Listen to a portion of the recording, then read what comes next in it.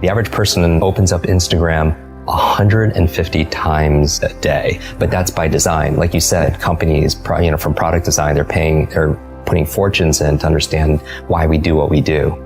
And variable reward, dopamine pops, all that stuff. Exactly. And so if you're picking up the phone the first thing in the morning, the challenge is a number of reasons. This is a challenge. First of all, there are these 4 primary brainwave states.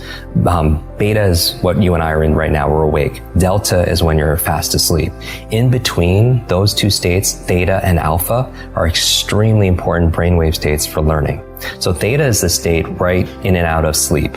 Theta is the state that we call creativity. When you are your most creative, usually it's coming because you're in this theta state. And you know this, when you're in and out of sleep, or you're close to you're so deep, your mind goes and you come up with ideas. You know what puts you in that theta state? Are showers. Oh, really? You ever notice when you're in the shower, you come up with some of your best ideas? Yeah, and your brain kind of drifts. It does, because you're in that brainwave state. So a big part of my work is taking the invisible and making it visible. When I do these demonstrations, I always tell people that I do it because I want you to see that there's a method behind the magic. That when somebody does something that's extraordinary, in athletics, in education, in technology, with the human body, there's always a trail, because genius leaves clues. Above theta, though, is the state called alpha, right below beta, where you're most aware and awake. Alpha is a state of learning, accelerated learning. It's a state of relaxed awareness. This is a state we go into when we meditate, because your critical mind is set aside and you just absorb information unconsciously. You know what puts you into an alpha state? Television. You ever notice that if somebody's watching the game or somebody's watching their favorite TV show and you're trying to have a conversation with them and they literally are in trance, they don't hear you because of the television programming, which might be an interesting word, programming and putting people into a trance. But that's the alpha state. That's where information is just going inside your mind. So we train people how to learn languages faster and learn facts better by putting them into an alpha state, a relaxed state of awareness. And we can do that by design.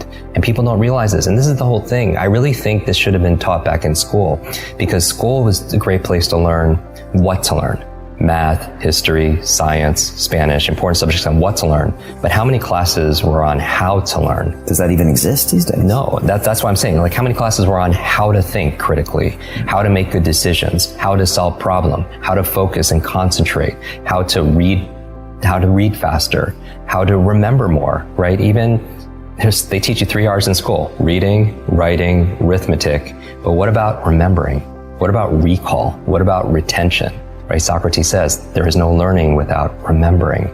And that's really the basis of it all. But I would say that knowing you're in this alpha theta state first thing in the morning, you're very suggestible, right? And if the first thing you're picking up is your phone, then that really is rewiring our brain for 2 things. The dangers. That's going to really decrease your level of productivity and performance. Number 1, it's training you to be distracted. And we talked about that. Every like, share, comment, everything is just making you just pay attention to everything else, and rewiring your brain. So when you're having a conversation with somebody, you can't even focus because you've trained your brain to do otherwise. And that's why mindfulness is so important, whether it's meditation or something else, because it's not that I don't meditate every single day just to be at peace and be in this Zen state. I do it because it's a mental exercise. It improves my cognitive capabilities, meaning that when my mind goes somewhere else, that's the opportunity. Because when I pull it back with my breath or visualization, I built that muscle.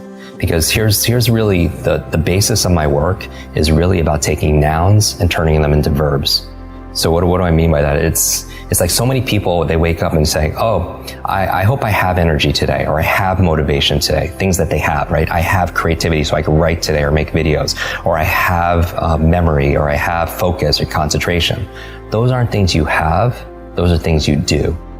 And so you don't have love, you do loving things. You don't have energy, you do things that give you energy. Just like that applies, same thing with learning. You don't have focus, there's a process for doing focus. You don't have a memory, there's steps to improve your memory or to remember things better.